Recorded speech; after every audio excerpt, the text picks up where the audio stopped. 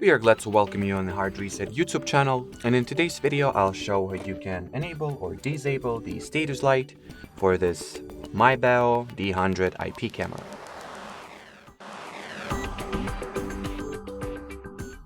So the status light is this green LED light, or well, it may be green or red in your particular case. Anyway, if you would like to learn how to toggle it, launch the IPC 360 app.